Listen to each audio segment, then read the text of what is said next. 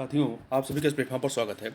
यहाँ पर हम लोग आगामी यूपी पीसीएस 2023 के लिए और जो अन्य परीक्षाएं होनी है, चाहे वो यूपीएससी चाहे एमपी पीसीएस है, उनके लिए आर्थिक से संबंधित महत्वपूर्ण चीज़ों के बारे में देख रहे हैं। तो इसी के तहत हम लोग परीक्षा वाणी पब्लिकेशन के द्वारा सामान्य अध्ययन विशेषांक आर्थिक परिदृश्य नाम से एक किताब प्रकाशित की गई है, जिसमें आर्थिक परिदृश्य से संबंधित महत्वपूर्ण चीज़ों को संकलित किया गया है। तो उसी कड़ी में हम लोग आज के वीडियो में वैश्विक आर्थिक विकास संकेतक से संबंधित एक टॉपिक दिया गया है, अर्थात ग्लोबल इकोनॉमिक डेवलपमेंट इंडिकेटर्स, जिसमें विभिन्न संकेतकों के आधार पर विश्व के टॉप जो देश हैं उनके बारे में यहाँ पर बताया गया और भारत की स्थिति क्या है उसके संबंध में भी बताया गया है। और आप देखेंगे कि इस तरह के कई सारे प्रश्न जो है आपकी परीक्षाओं में पूछे जाते हैं। तो चलिए प्रारंभ करते हैं।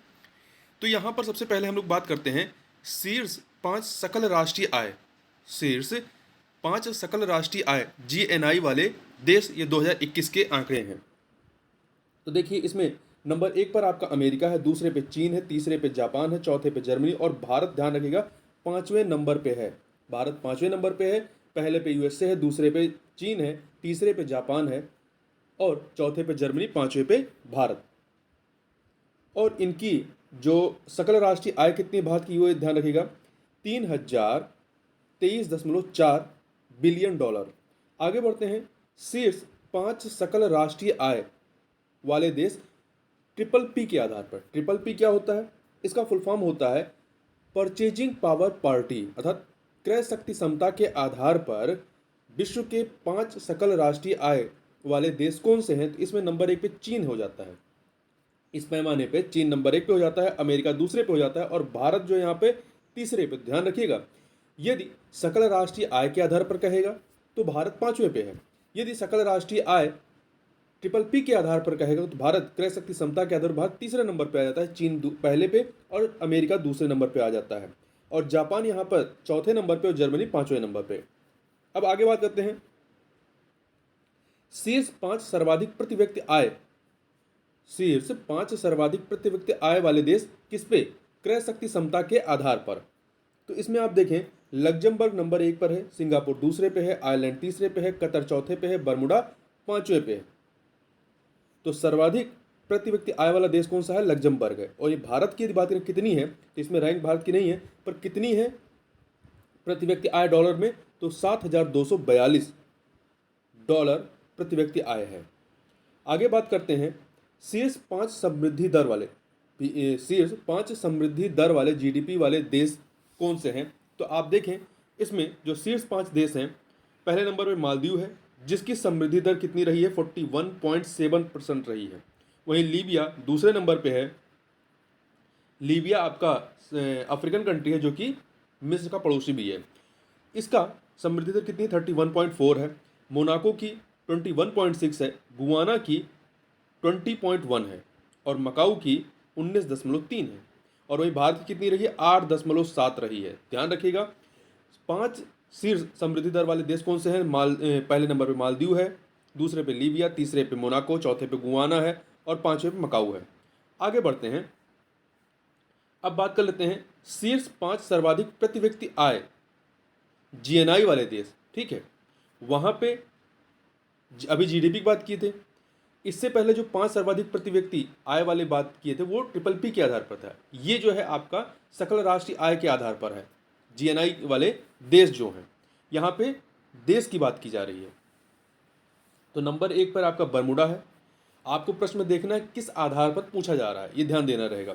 बर्मुडा नंबर 1 पे है, लिechtenstein दूसरे पे है, स्विट्जरलैंड तीसरे पे है, लग्जमबर्ग चौथे पे है और आइल्स ऑफ मैन ये 5वें पे है। यहाँ पे बर्मुडा की जो प्रति व्यक्ति आय है वो कितनी है? वो है आपकी 1,22,470 डॉलर और वहीं भारत की 2,150 डॉलर। आगे बात करते हैं शीर्ष 5 सकल घरेलू उत्पाद, शीर्ष 5 सकल घरेलू उत्पाद जीडीपी वाले देश। इससे पहले हमने शीर्ष 5 समृद्धि दर वाले देशों की बात की थी। यहाँ जीडीपी की बात करेंगे डॉलर में वाले देश कौन से हैं? तो देखिए, इसमें अमेरिका नंबर 1 पे है, चीन दूसरे पे है, जापान तीसरे पे है, जर्मनी चौथे पे, भारत 5वें पे। तो ये पूरे आंकड़े जो शीर्ष 5 सकल घरेलू उत्पाद वाले देश हैं वो आपका उसी तरह की क्रम है जिस प्रकार से शीर्ष 5 सकल राष्ट्रीय आय वाले देश हैं, जीएनआई। तो जीएनआई और जीडीपी दोनों आधारों पर सेम ही आपकी रैंकिंग है। अब बात कर लेते हैं शीर्ष 5 सर्वाधिक सैन्य व्यय, मतलब जीडीपी में सर्वाधिक सैन्य व्यय का जो हिस्सा है वो किन देशों का है 2021 के आंकड़ों के अनुसार। तो देखिए ओमान नंबर 1 पे है। ओमान अपने जीडीपी का 7.3% जो है वो सैन्य व्यय में खर्च करता है, सैन्य में खर्च करता है।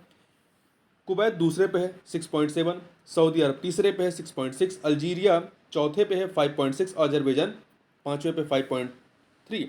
यहाँ ये आंकड़ा याद रखिए कि भारत अपने जीडीपी का कितना प्रतिशत जो है सैन्य सेक्टर में खर्च करता है, तो 2.7%, 2.7। तो ध्यान रखिएगा ओमान नंबर 1 पे है, कुवैत दूसरे पे है, सऊदी अरब तीसरे पे है, अल्जीरिया चौथे पे, अजरबैजान पांचवें पे है। अब बात करते हैं शीर्ष 5 शस्त्र निर्यातक देश 2017 से 2021 के बीच में। तो अमेरिका नंबर 1 पर है। ये जितना भी निर्यात होता है शस्त्रों का उसमें 39% अकेले हिस्सेदारी किसकी है, अमेरिका की है। दूसरे नंबर पे रशिया आता है 19% के साथ, तीसरे पे फ्रांस आता है 11% के साथ, चाइना चौथे पे आता है 4.6% के साथ और जर्मनी पांचवें पे आता है 4.5% के साथ। तो अमेरिका, रूस, फ्रांस, चीन, जर्मनी। अब आगे बात कर लेते हैं शीर्ष 5 अस्त्र आयातक देश 2017 से 21 के बीच में जो आयात करते हैं। तो देखिए इसमें नंबर 1 पे भारत है। भारत जितना भी पूरे वर्ल्ड में आयात होता है शस्त्रों का उसका अकेले 11% जो है आयात अकेले भारत करता है। यहाँ परसेंटेज के साथ देखेंगे तो भारत सऊदी अरब का दोनों का सेम ही है, ठीक है, 11-11%। तो नंबर 1 पे आप कह सकते हैं कि भारत सऊदी अरब दोनों हैं। मिस्र इसके बाद आएगा, ऑस्ट्रेलिया इस प्रकार से दूसरे पे मिस्र आएगा। पहले पे आपका भारत और सऊदी अरब आ जाएंगे, दूसरे पे मिस्र आ जाएगा, तीसरे पे ऑस्ट्रेलिया और चौथे पे चाइना आ जाएगा। इस प्रकार से यहाँ पे देखते हैं शीर्ष 5 विदेशी ऋणग्रस्त देश कौन से हैं 2021 के आंकड़ों के अनुसार। तो देखिए सर्वाधिक विदेशी ऋणग्रस्त देश में नंबर 1 पे चीन है, दूसरे पे भारत आता है, तीसरे पे मैक्सिको है, चौथे पे ब्राजील और पांचवें पे रशिया है। तो चीन नंबर 1 पे, भारत दूसरे पे है, मैक्सिको तीसरे पे है, ब्राजील चौथे पे, रशिया पांचवें पे है। आगे बात करते हैं शीर्ष 5 जन घनत्व वाले देश, इस प्रकार के प्रश्न पूछता है। तो इसमें देखें ये 2020 के आंकड़े हैं, जन घनत्व प्रति वर्ग किलोमीटर में बताया गया है। मकाऊ जो कि चीन के अधिकार क्षेत्र में आता है ये सर्वाधिक है 19,737 व्यक्ति प्रति वर्ग किलोमीटर। दूसरे पे मोनाको है, तीसरे पे सिंगापुर है, चौथे पे हांगकांग जिस पे चाइना का ही अधिकार है एक तरीके से, और पांचवें पे जिब्राल्टर है। और भारत का 464 व्यक्ति प्रति वर्ग किलोमीटर, ये 2020 का आंकड़ा है। आप इसको 2011 के जो जनगणना के आंकड़े हैं उससे कंपेयर मत करिएगा। 2011 के जनगणना के आंकड़े दूसरे हैं, ये 2020 का आंकड़ा है, 464 है। तो ध्यान दीजिएगा कि मकाऊ नंबर 1 पे है, मोनाको दूसरे पे है, सिंगापुर तीसरे पे, हांगकांग चौथे पे है, जिब्राल्टर पांचवें पे है। वहीं शीर्ष पुरुष जीवन प्रत्याशा वाले देश 2020 के आंकड़ों के अनुसार कौन से हैं। तो इसमें नंबर 1 पे हांगकांग और मकाऊ आते हैं जहां पे पुरुषों की जीवन प्रत्याशा कितनी है 83 वर्ष है। दूसरे नंबर पे जापान, नॉर्वे, सिंगापुर 3 देश हैं 82 ईयर। तीसरे पे 3 देश हैं स्वीडन, स्विट्जरलैंड, ऑस्ट्रेलिया 81 ईयर।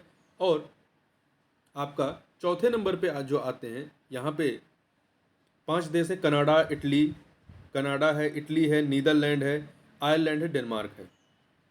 और भारत की कितनी जीवन प्रत्याशा है वो 69, पुरुषों की 69 ईयर है। तो ध्यान रखिएगा।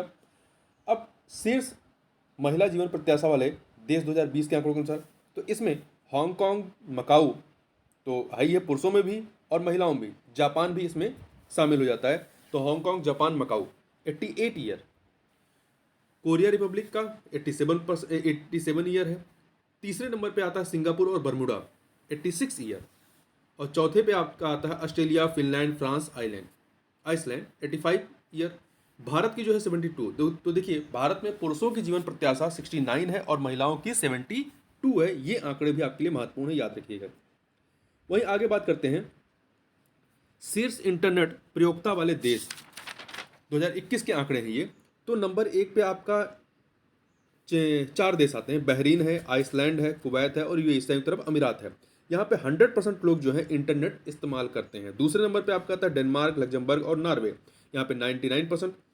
कोरिया रिपब्लिक में 98%, मलेशिया में 97% और भारत में कितने 43% लोग जो हैं वो इंटरनेट प्रयोक्ता है। ये आंकड़ा आपके लिए महत्वपूर्ण, याद रखिएगा। वहीं शीर्ष नगरीकृत देशों के बारे में बात करें 2021 के आंकड़ों के अनुसार, तो सिंगापुर, हांगकांग, सिंगापुर, ये 4 देश हैं, सिंगापुर, हांगकांग, कुवैत, मोनाको, ये जो है यहाँ पे 100% नगरीकरण है। दूसरे नंबर पे आता है कतर, यहाँ 99% है। तीसरे पे बेल्जियम और सान मरीनो आते हैं 98%। चौथे पे उरुग्वे और वर्जिन आइसलैंड आते हैं 96%। और पांचवें पे गुआम और माल्टा आते हैं 95% के साथ में। और भारत में कितना नगरीकरण है? 35% है। तो ये परसेंटेज याद रखिएगा भारत का, 35%।